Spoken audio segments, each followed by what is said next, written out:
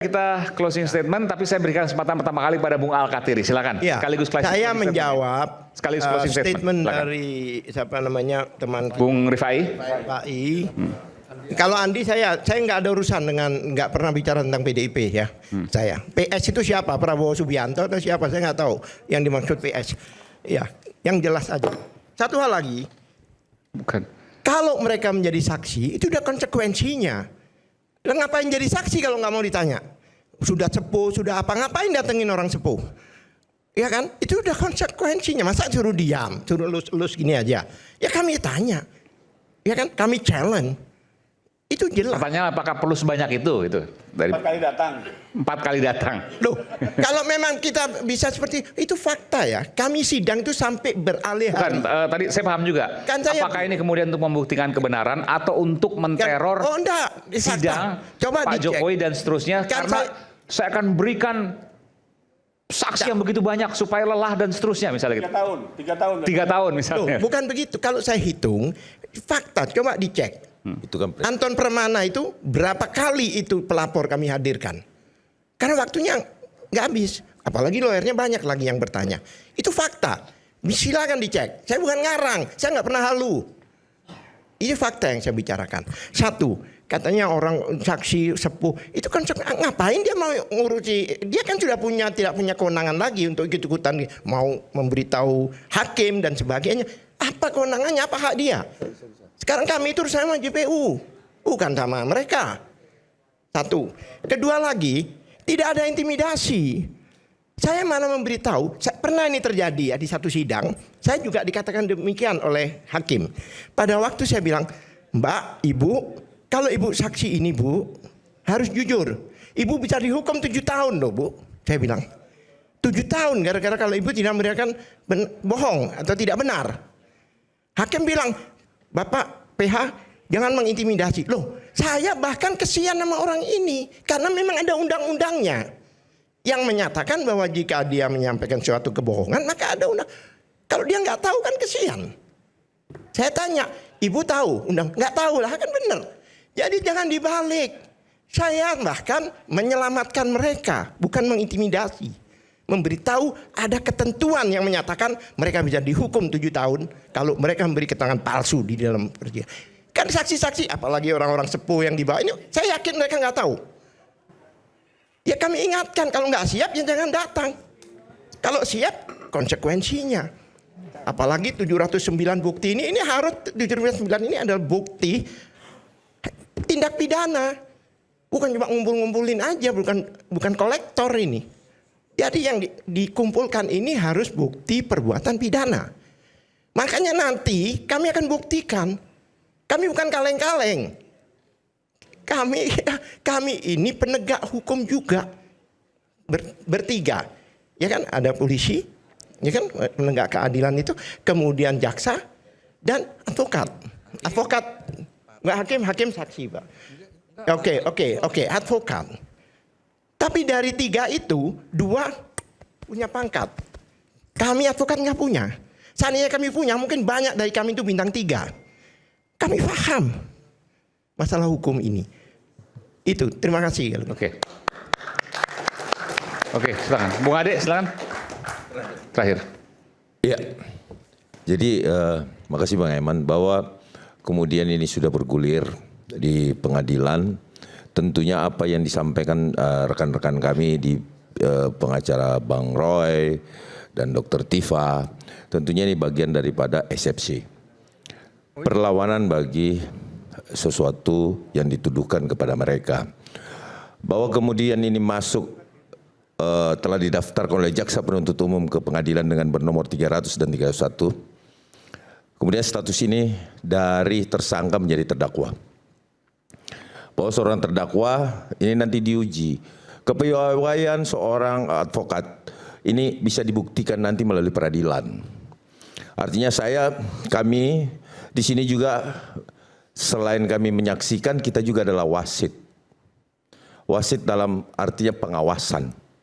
Melihat apakah perkara ini berjalan sesuai dengan apa yang fakta peradilan atau tidak. Tapi saya meyakini bahwa jaksa kita, jaksa-jaksa yang diutus ini betul-betul jaksa-jaksa yang kalau menurut Bang Alkatiri tadi bukan kaleng-kaleng, beliau ya tentu jaksanya juga bukan kaleng-kaleng karena yang berhadapan nanti adalah Bang Alkatiri, kemudian ada Bang Refli dan lain-lain sebagainya. Bahwa jaksa-jaksa ini tentu akan menampilkan fakta dari saksi-saksi. Kekhawatiran teman-teman seperti Bang Rifai juga itu wajar. Artinya karena kita sering berpraktek advokat, kadang-kadang kita muter-muter juga ketika bertanya kepada saksi. Bahkan kita sering ditegur sama hakim juga. Tapi perlu diingat juga di sini bahwa saksi berhak juga untuk tidak menjawab. Ketika itu dia menganggap bahwa itu tidak perlu dia jawab. Jadi saya menegaskan kepada teman-teman yang menjadi saksi, kalau menyaksikan acara ini juga, ya nggak perlu takut. Artinya ketika sesuatu yang ditanyakan itu tidak ada relevansinya, maka dia berhak juga untuk tidak menjawab. Jadi artinya monggo, jangan teman-teman yang baik itu dari yang sepuh yang disebut tadi, ya. Memang kalau sudah tidak mampu bertahan lagi dengan satu pertanyaan ke pertanyaan lain, itu bisa menolak pertanyaan itu. Dan itu diajukan oleh hakim. Yang mulia, saya sudah tidak sanggup lagi menjawab. Saya rasa keterangan saya sudah selesai. Nah, walaupun mereka mau menjawab, nanti tentunya hakimlah yang akan membawa persidangan ini menjadi lebih fair. Melihat umur dan lain-lain sebagainya. Saya rasa itu ada pertimbangan nanti. Saya rasa majelis juga yang dipilih oleh pengadilan karena ini high personal kasusnya. Tentu hakim-hakimnya juga hakim-hakim terbaik, ya, termasuk Pak Imade di Prapit itu juga hakim yang cukup bagus, ya, saya rasa. Jadi mari kita ikuti persidangan ini. Saya berpikir positif saat ini bahwa inilah ajang yang memang Bapak Insinyur Joko Widodo bisa membuktikan bahwa apa yang dituduhkan oleh Roy Suryo CS ini tidak benar. Dan di sini juga ajang pembelaan bagi Bang Roy. Apakah ketika nanti fakta persidangan mau mengakui kesalahan, misalkan katakanlah begitu, atau tidak, atau dinyatakan bersalah untuk meringankan kan, nah itu ada di KUHP baru juga. Artinya monggo silahkan saya menjadi saksi pun saya akan mengungkapkan apa yang menjadi fakta. Teman-teman yang lain juga di relawan yang menjadi saksi tentu juga mengungkapkan fakta-fakta yang apa yang dilihat, apa yang didengarkan. Begitu. Jadi saya berharap persidangan kali ini apa yang teman-teman inginkan itu di eksepsi, silahkan di eksepsi Anda isi sebanyak-banyaknya, kalau perlu 220 halaman, ya itu monggo silahkan. Daripada kita ngomong di sini itu poinnya 0. Tapi kalau dalam eksepsi poinnya itu bisa menjadi 1. Terima kasih Bang Eman. Oke. Bung Refli dulu. Bung Gafur silakan. Ya, terima kasih Mas Aiman. Nanti silakan. Oke. 1 menit. Apa coba? Jadi begini, tadi saya sebelum masalah Zoom tadi, sidang dengan Zoom tadi, itu memang dibolehkan kalau ada alasannya, dan alasannya harus logis. Enggak tiba-tiba Zoom begitu. Contohnya, pada waktu diperiksa di polisi, dia ada, Tapi kan itu kita sepakat bahwa nanti hakim yang akan menentukan itu. Iya, tapi bukan tiba-tiba Zoom itu nggak bisa. Harus ada alasan yang logis. Baik. Ya, nanti kan ada keberatan dan seterusnya, tentu kita lihat nanti dalam persidangan. Silakan, Bung Gafur. Bung Sangaji, silakan. Oke, makasih Mas Aiman. Ini perkara-perkara besar dalam sejarah perjalanan bangsa kita. Saya kutip apa yang disampaikan oleh pengacara Pak Jokowi.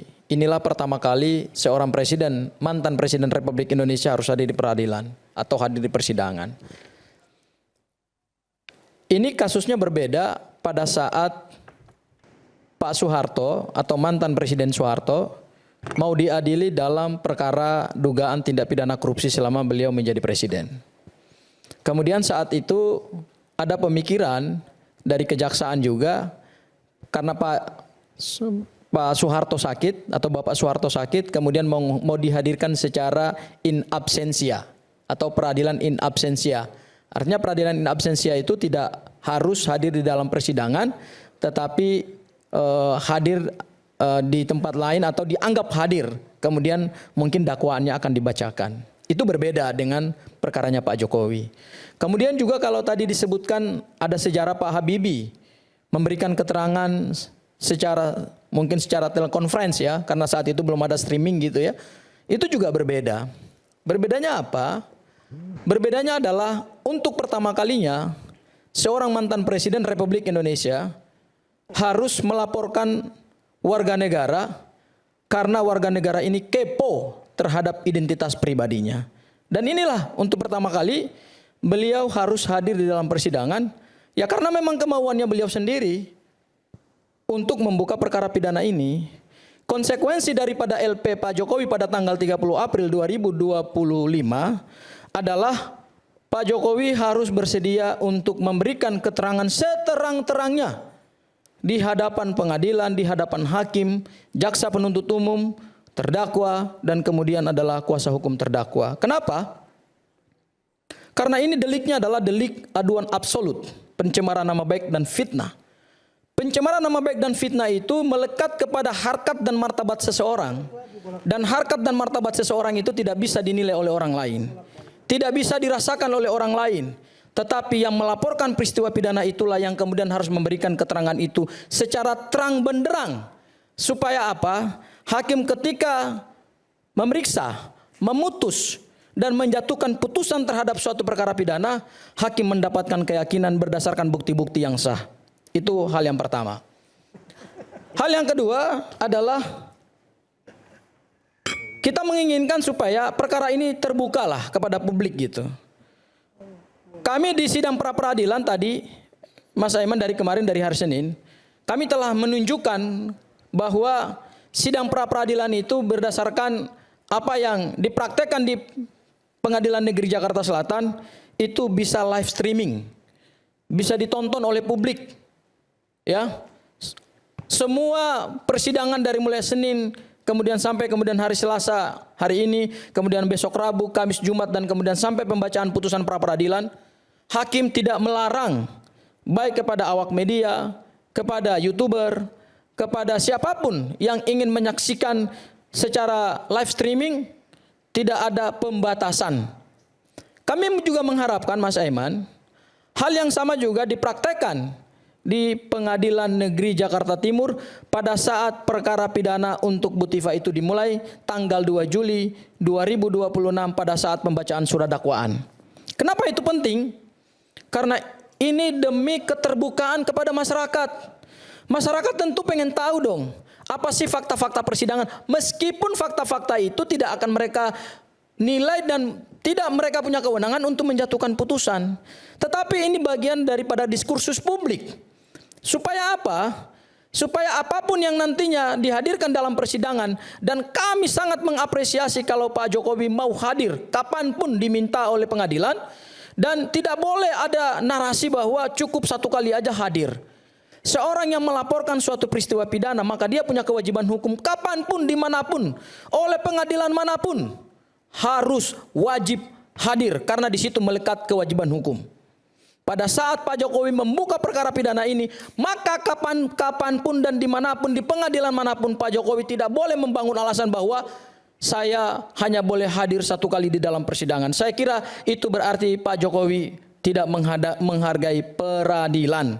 Ya, oleh karena itu Mas Aiman, melalui Rakyat Bersuara ini, mungkin kami ingin meminta juga kepada Pengadilan Negeri Jakarta Timur, tolong berikan akses kepada seluruh media, kepada semua YouTuber, supaya perkara pidana ini bisa disaksikan juga secara live streaming, sehingga masyarakat yang ada di ujung Papua sana, yang ada di pedalaman-pedalaman, yang ada di gunung-gunung, yang ada di pelosok-pelosok desa, juga bisa merasakan dan bisa melihat fakta-fakta apa yang ada dalam persidangan. Tetapi kalau kemudian kita mendengar hari-hari belakangan ini, ada keterangan dari Pengadilan Negeri Jakarta Timur bahwa mereka menutup akses terhadap live streaming. Ini kan menjadi tanda tanya besar juga. Ada apa? Di balik ketertutupan Pengadilan Negeri Jakarta Timur untuk tidak memberikan akses kepada media. Padahal masyarakat ingin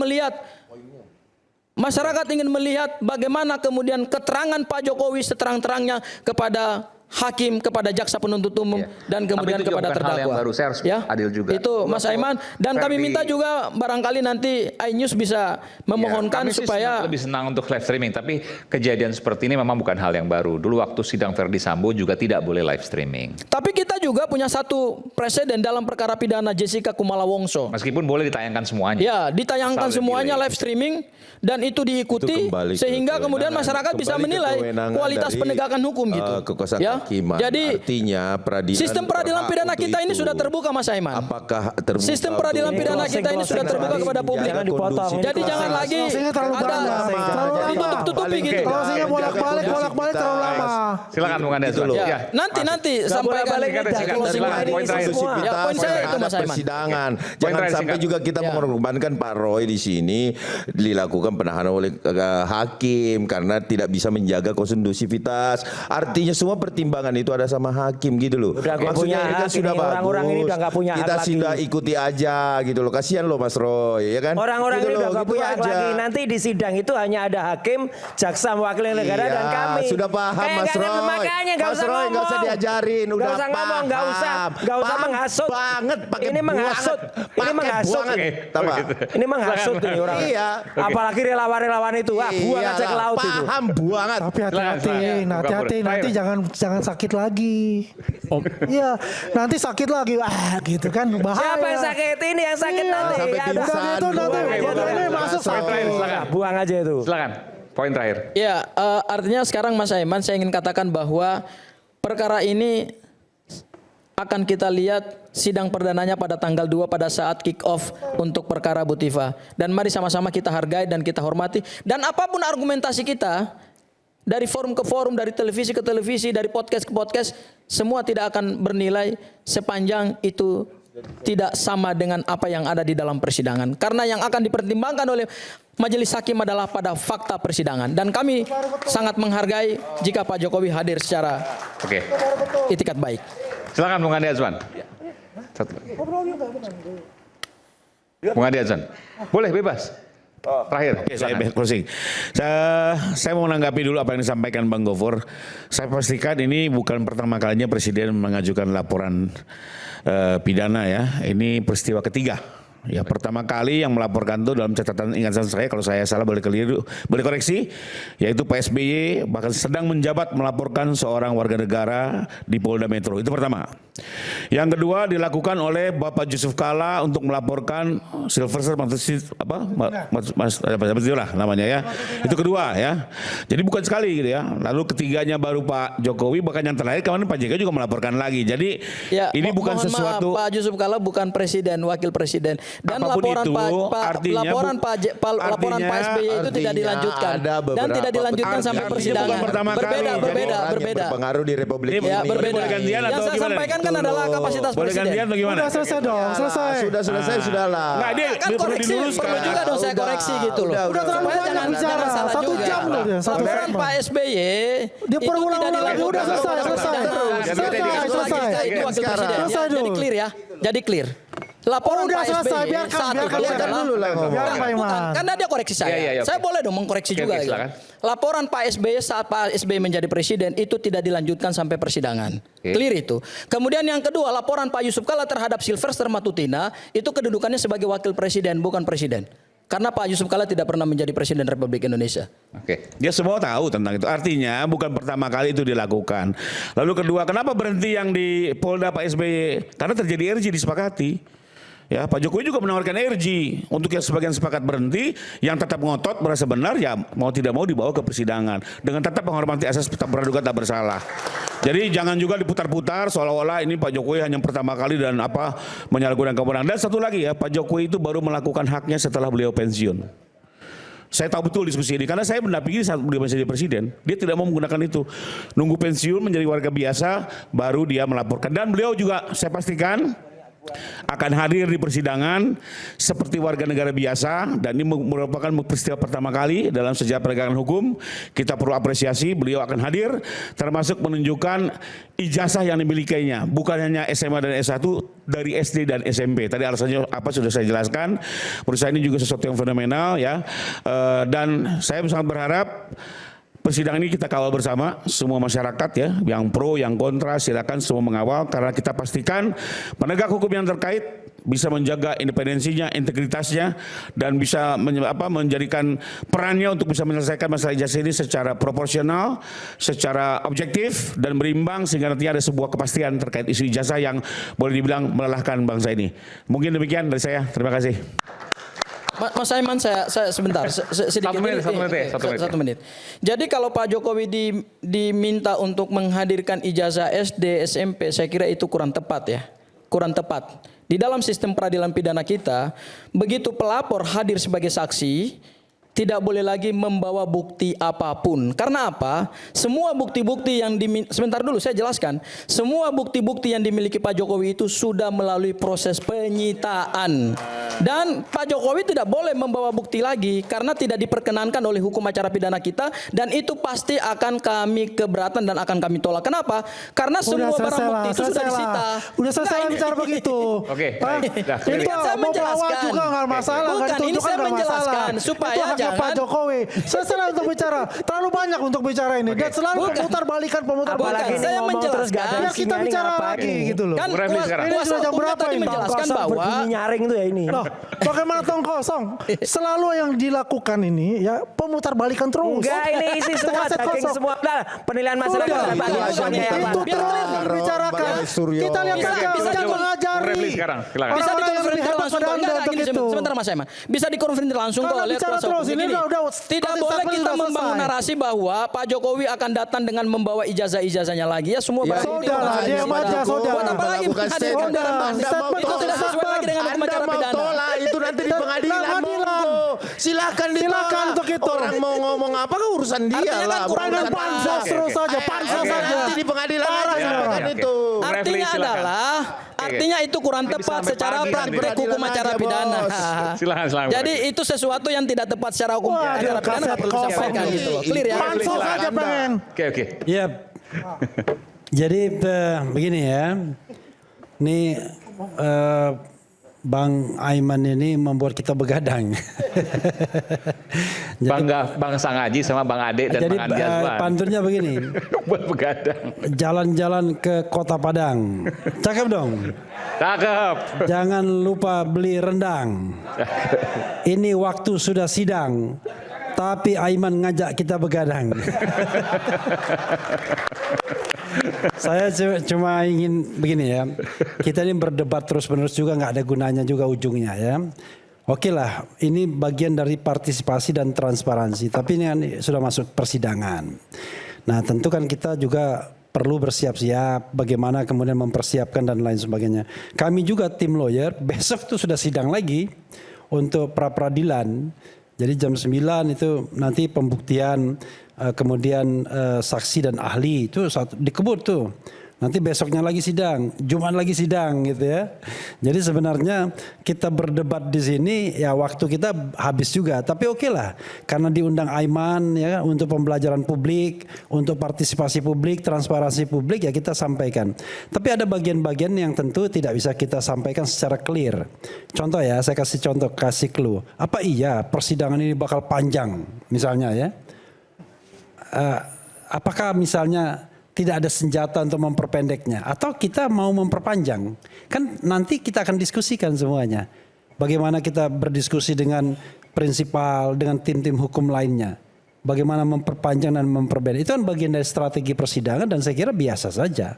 Termasuk misalnya kita menginginkan Pak Jokowi jangan datang sekali, tapi datang 2 kali biar kita jauh lebih bisa mengeksplorasi apa yang dia punya informasinya kan begitu.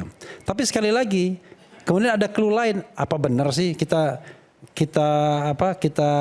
ngejar-ngejar dokumen analog Jokowi? Itu di mana sih dokumen analog itu sampai sekarang ini? Kita nggak pernah lihat lagi loh. Sejak 15 Desember 2025 ditunjukkan di Polda Metro Jaya, kita nggak pernah lagi lihat. Ini udah berjalan sudah 6 bulan 7 bulan ke depan, tapi kita tidak tahu lagi.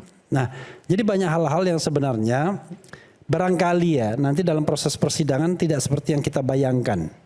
Tetapi apapun itu ya, saya berharap bahwa kebenaran tetap akan dijunjung tinggi. Karena saya pun ya membela kebenaran.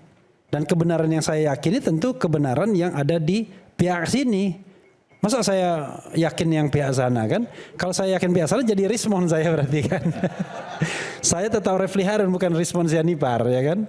Karena itu ya sudahlah kita tunggu semua ya. Dan saya kira ini kan bagian penting, bagian untuk sama-sama belajar. Saya belajar, Gafur belajar, Mas Roy belajar, semuanya kita belajar.